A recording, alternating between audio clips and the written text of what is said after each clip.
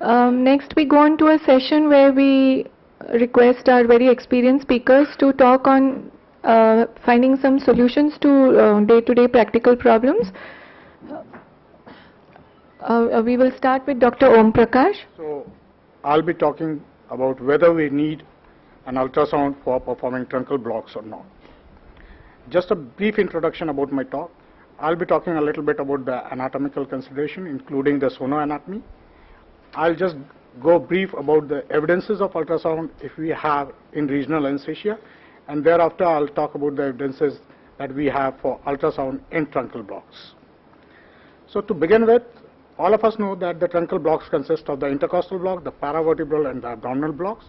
Perhaps I won't be talking about the paravertebral and the intercostal. Paravertebral, we have got a session in the afternoon, so I'll be concentrating more upon the abdominal blocks. All of us know that the muscles of the anterior abdominal wall consist of the rectus abdominis lying medially, thereafter the external oblique, the internal oblique, and the transversus abdominis. And the abdominal wall that is innervated by the spinal nerves from T7 to L1, T7 supplying the epigastrium, while the T10 to the umbilicus and L1 the groin.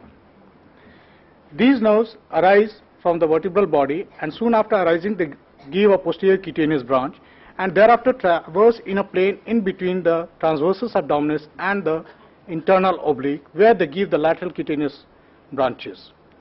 While performing the abdominal blocks, we should even be aware of the arteries that we have in the anterior abdominal wall. There are various approaches to the TAP block: the classical approach, the mid-axillary, the posterior, and the subcostal. Now coming to the sonoanatomy of the TAP plane. So going from the skin down, we find the skin and the pad. Thereafter comes the external oblique, the internal oblique, the transversus, and thereafter comes the posterior peritoneal cavity. This is a scan showing all the muscular layers, the external oblique, the internal oblique, and this is the transversus abdominis.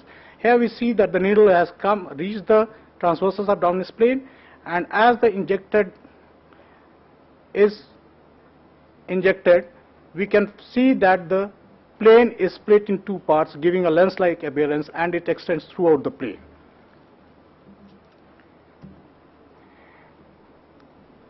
The subcostal sonoanatomy is slightly different, that we need to deposit the local anesthetic in the plane in between the rectus abdominis and the transversus abdominis. Now the rectus sheath, the sonoanatomy is again slightly different, that we need to deposit it in the posterior rectus sheath.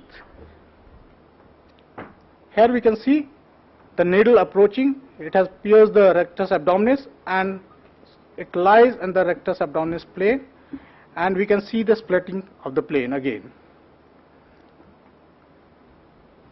The sonoanatomy of the ilioinguinal and the iliohypogastric is the same as for the TAP plane, but we can find the two nerves right up over here.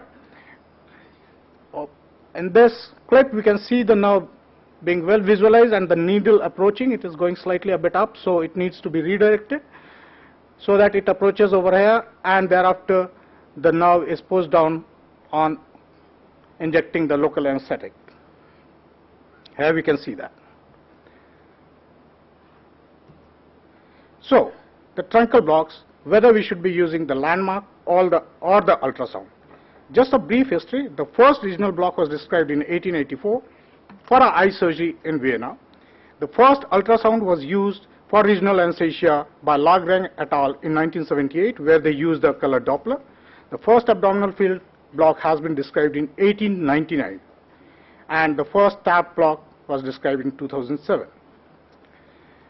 In 2001, Rafi gave a new approach to the abdominal field block via the lumbar triangle of Petit. What is the lumbar triangle of Petit? Most of us must be aware it's a triangular structure lying at above the pelvic breve. The base is formed by the iliac crest, anteriorly lies the external oblique, and posteriorly lies the latissimus dorsi. It's a very small triangle, and while performing the landmark technique, we need to go through two pop-ups, and there is a limitation that it is difficult to palpate in obese patients. Soon after, there were lots of literature about the complications associated with the TAP block, like intraperitoneal injection, ball hematoma, liver laceration, femoral nerve palsy, and chances of splenic and kidney puncture. So, coming to the evidences of ultrasound in regional anesthesia, this is a very nice literature published by Maroffer et al. In 2004.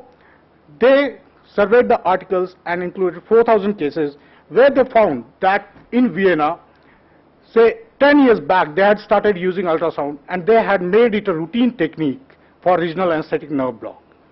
They found there were significant advantages, and seeing this article, they even wrote the ultrasound has enormous potential and should have a role in future training.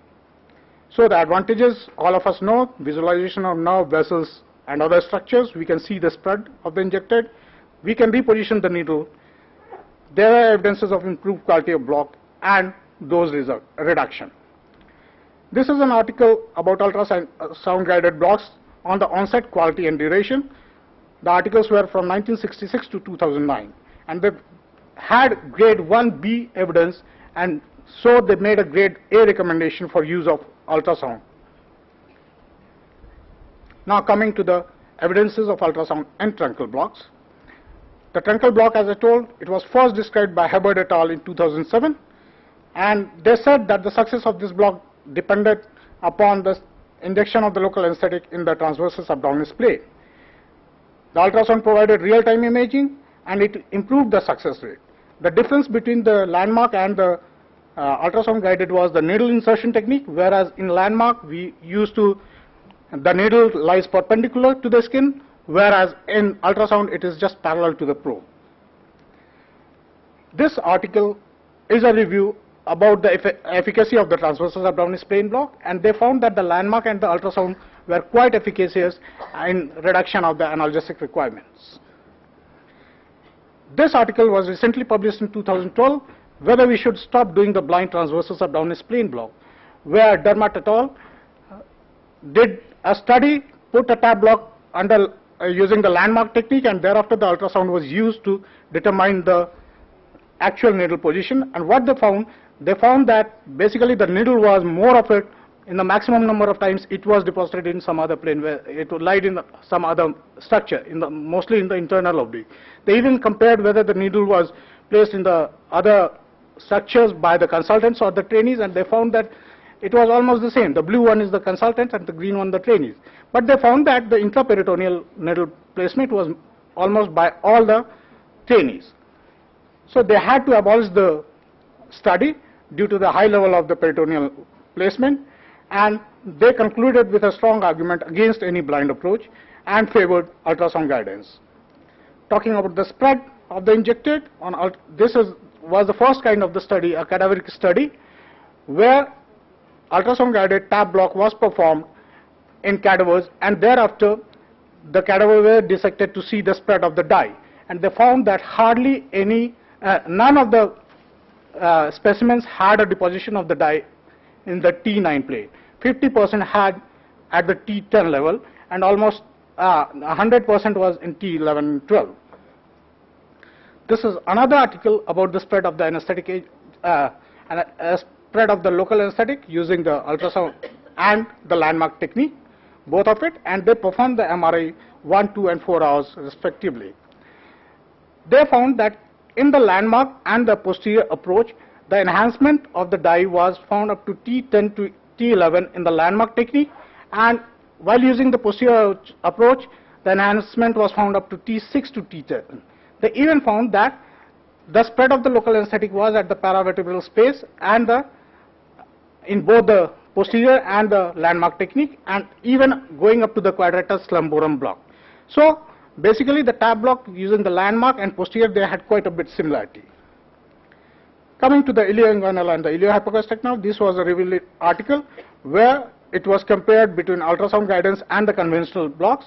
They found that the patients who received ultrasound guided ilioinguinal blocks required significantly smaller volumes, and even the intraoperative analgesic requirement was less. This is again about the needle placement compared to the landmark technique, and they found that the needle placement was in between the transversus abdominis and the internal oblique muscles, and only just say about 8 or 10 patients had the correct placement in the landmark technique. About the rectus sheath block, this was a study about for the trainee anesthesiologist using the loss of resistance and the ultrasound guidance, and here it was found that the ultrasound guided had a higher success rate compared to the loss of resistance technique even in the trainees. This is the ASA evidences, and they reviewed literatures from 1990 to 2009, and what they recommended that and saw was that there were ample evidences supporting the recommendation of ultrasound as the preferred technique for rectus sheath and ilioinguinal. For the TAP, paravertebral and intercostal block, there were insufficient evidences to judge the relative contributions of ultrasound to TAP, intercostal and paravertebral, and there were limited and lack of comparative trials with the traditional techniques. This was the review article published in 2010. Again, the articles were taken from 1990 to 2009 by Abrahams et al. All the Cochrane and the Medline literatures were searched, and based upon the evidences, they found that there were 2B evidences for paravertebral. There were no large studies for the intercostals, so grade C recommendation was given to it. For ilioinguinal and iliohypogastric, there was 1B evidence. TAP had 2B, and there were no landmark techniques based on the TAP block. Again, the rectus sheath block, there was 2 of the studies had 3 evidence, level 3 evidence, and 1 had 1B. So they summarized for rectus sheath and ilioinguinal, they gave a grade A recommendation, for paravertebral grade B, and TAP grade B. They concluded that only a few large studies have been conducted to evaluate the role of ultrasound guidance for truncal blocks.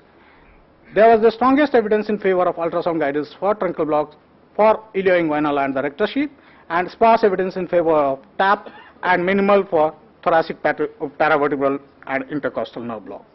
To summarize, we have enough evidence for ultrasound guided truncal blocks. Regarding the safety, there are ample evidences for rectus sheath and ilioinguinal. Again, for the TAP and the paravertebral, we have evidence for safety and efficacy, but insufficient comparative data with the landmark techniques are there. So we need a bit more work to be done. Thanks. And on behalf of the organizing committee, I would like to invite you all to the AURA 2014 in the National Capital Region. Thank you. Dr. Om Prakash is the organizing secretary for the next AORA, and Dr. Deep Arora is the organizing chairperson. Dr. Deep is here. Yeah, he's the organizing chairperson for the next AORA 2014 in New Delhi, and Dr. Om Prakash is the organizing secretary.